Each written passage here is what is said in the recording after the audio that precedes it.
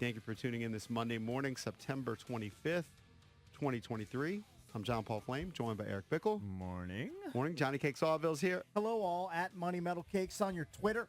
Jason Bishop as well. Yes, sir. Happy Monday.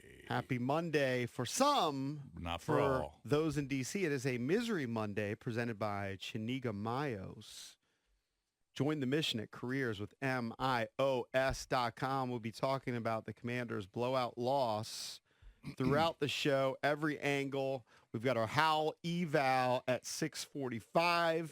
John Keim joins us at 7. Chris Russell, the Rooster, at 8:20. And we'll talk to Pro Bowl defensive tackle Jonathan Allen at 9 o'clock. I don't like talking to J.A. after a loss like that. Yeah, it's not going to be. That's not going to be fun. He's not going to be in the most chipper of moods. I don't think so. Think. The one thing I'll say about him in losses, he always takes accountability. Mm-hmm. And he doesn't really like to shift blame. He's very honest, yeah. You know, most people are going to focus on Sam Howell, and we'll be talking about it throughout, and the offensive line. Mm-hmm. Maybe sprinkle in some Antonio Gibson with his fumble. There were 5 turnovers in the game, 4 picks, the fumble from Gibson. But let's be real. The Bills had over 200 yards of offense in the first half. Mm-hmm. Now, they only had 16 points at the start of the fourth quarter, but the defense gave up almost 400 yards, and they had 0 sacks. Right. And Josh Allen and the Bills, Josh Allen is special. They converted 9 out of 15 third downs. So I think he's going to be bitter about the defensive performance. Well, there's a lot of blame to go around on the offense and the defense. But, I mean, when your offense goes 1 for 9 on third downs and your defense is out there Right back a lot out there. against one of the best teams in the league, you're going to tend to give up points. You're going to crater at some point, and they did. Yeah, I mean, this is the real deal. I mean, this is a team that's thought to be a Super Bowl contender. Right? And Washington gets the first 2 wins, and, you know, you'll take any win you get. But now you look back and go, all right, well, how good of a win was Denver? They just gave up 70. 70. And could have given up more. If So McDaniel this hadn't was just throttled off. this was just men versus boys yesterday. That's what it was. It was just a domination on every level. Howell sacked 9 times. Leads the league. I went back and watched it. Half, if not more, in my opinion, we can ask John Keim. We're on Howell. Maybe. His indecisiveness, sometimes he drops back, he looks, and then he tries to run, and he runs into a sack. Other times it seems like he's just not pulling the trigger, gets sacked. And then sometimes the offensive line just stinks. Yeah. It's a deadly combination. Well, it wasn't just the offensive line, though. It was running backs missing blocks, tight ends missing blocks. It was a total team effort, I think. You can hang the loss on Howell for being the most egregious, and I wouldn't argue with you. But it's just one of those games that just snowballs, gets away from you. They're pinning their ears back, and he just never really had a shot. It's a shame. The disconcerting thing about the 9 sacks is heading into that game, in 2 games, the Bills had 3 sacks. Right. Yeah. This wasn't the 85 Bears defense. I'm not saying the Bills defense isn't good, but they weren't going up against T.J. Watt, who had 2 more sacks last night. They weren't going up against Myles Garrett. They weren't going against the elite pass rushers in the game. They were going up against a team that had 3 sacks in 2 games. Yeah, but they were they were blitzing like crazy.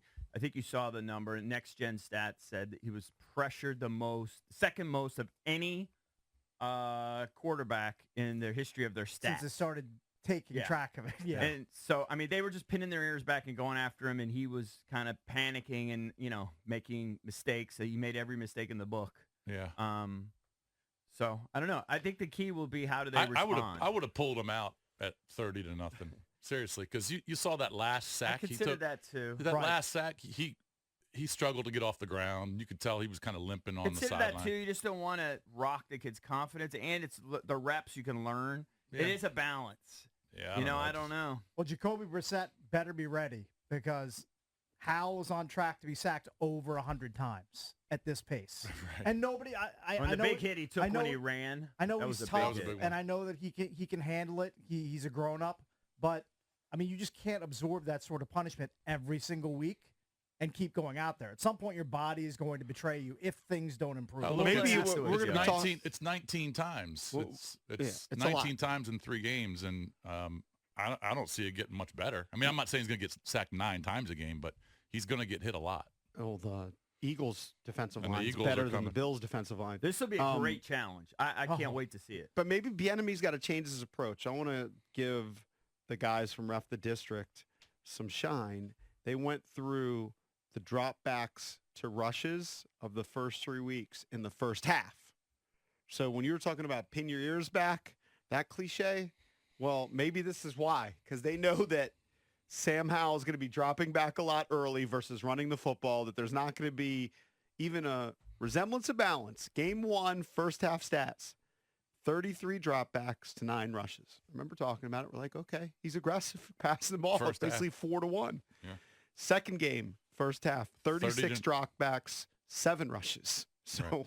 once again, like 4 or 5-1. And then yesterday, 16 dropbacks, 5 rushes. Mm-hmm.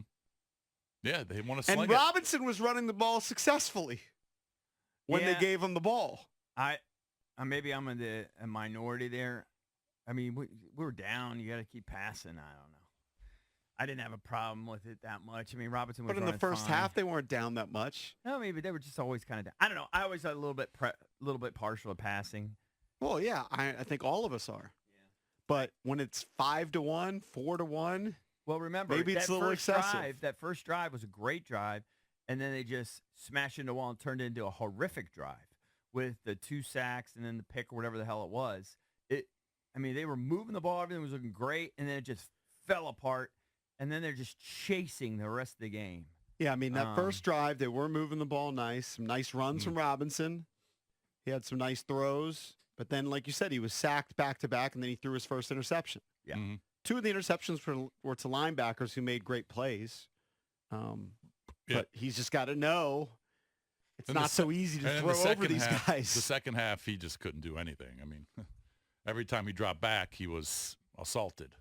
Yeah. It seemed like, especially in the fourth quarter. But again, we knew that there were going to be games like this for Yeah, Sam yeah, Howell. yeah. We talked about this all offseason, that the chart for Sam Howell, no matter how promising he looked, was not going to be a line going straight up.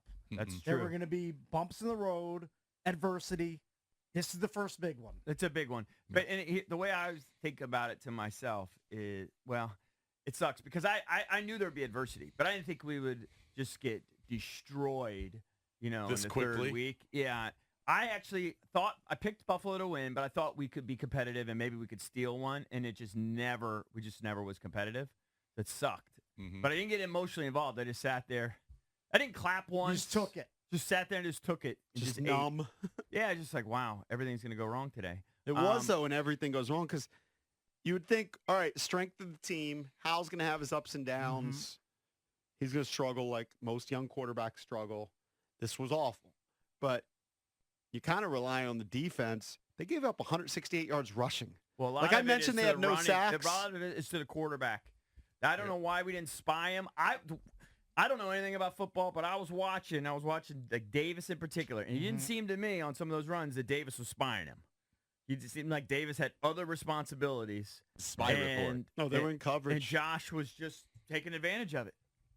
Well, I thought we would have a spy on him the whole game. They are a better running team because obviously Josh Allen, I mean, when he gets out there, he can go. But James Cook has kind of added a different element to their He team. averaged 6.5 a pop. Yeah, he's I mean, got a nice burst. He can scoot. He can move.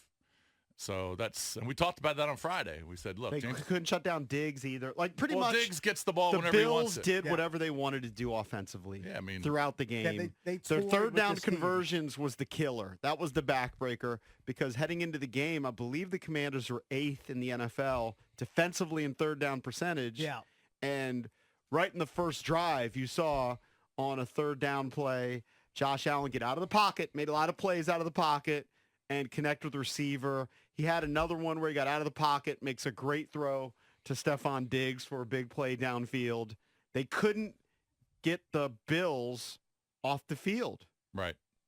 Yeah, and this is a Bills team that The Bills punted one time. they stumbled One in punt. week One time, one right. against the Jets, but in the last 2 weeks, they have destroyed both the Raiders and the Commanders, like 2 lopsided affairs. 75 points or something like that. So, like, they started off slow in that Jets game, but they've looked really impressive the last 2 weeks. Yep. Like, they found something over the last 2 weeks after that. I mean, if first that's loss. the Bills team you're going to see most of the year, they're going to be really tough to beat. Yeah. Because well, I mean, defensively, they're Super Bowl they're small and they're quick. Yeah. You know, they're not huge up front, but their edge guys are just quick and they can get to you. But it is disappointing. Well, first of all, it's obviously disappointing that House struggled so much. But it is disappointing that we couldn't get to them even once. I mean, that's supposed to be the strength of our team. We know, as Cakes mentions, that our quarterback will struggle at times. I was hoping he wouldn't have a 4-interception game this year. But you would always hope that at least your anchor would be your defense. You'd get a couple sacks from those guys up front. They'd make some plays, create some turnovers, and it was kind of disappointing that didn't happen. Maybe you can hang your hat on that against a team that's just not as good as the Bills, like a team that's closer to you in talent level, because there's a gulf in talent level, obviously, between the Bills and the Commanders. Correct. It was on full display yesterday. Yeah, top to it's bottom. Like you just right. could look, you looked at the game for 5 minutes. You're like, well, one team's better than the other team. Well, the thing It's that's not a even shame close. is the Eagles even a tougher task. I would, Yeah. if you're a Commanders fan, I would expect maybe not a replay of yesterday, but something similar. Oh, to what I happened would- yesterday. would I expect- want to be a competitive loss. I believe in moral I don't victories. know. I know you do. I want a competitive loss. You're hoping that happens, but I mean, I wouldn't be surprised if the Commanders went on the road against Philly and came home 35-10 losers. Like No, I that wouldn't wouldn't be. shock me one bit. No, but No, but this is I'm what you kinda know. expecting it now. This is I'll what be you know. upset. Unless the offensive line somehow wakes up and they're much better than they are, Right. they actually are, certainly in this Buffalo game, they're going to get beat. Well, they a have lot to. They against can't the just do Eagles. the Yeah. outs. They have to scheme much better. And as happy as I was with Bieniemy last week, this couch potato that doesn't know anything about football was not happy with Bieniemy as much this week. Right, right. I thought we weren't creative nearly enough to help Howell. We're clearly struggling. They're pinning their ears back. I want to see him move the pocket way more. I saw him adjust to it a couple times. I don't understand why they don't do it more. You need more guys in there chipping. They got to do their jobs better. I mean, I was listening to a couple podcasts afterwards. Everybody was talking about how awful the running backs were in pass protection yesterday because they're not good enough against a team like the Eagles up front. They're just flat out not good enough. The game certainly got away from them. This is a question, though, that I posed on Twitter, and we can open up the phone lines at 800-636-1067 if you want to call us in the MGM National Harbor listener lines. Now, they said it was going to be a measuring stick game. They said that about the game against the Bills a couple years ago.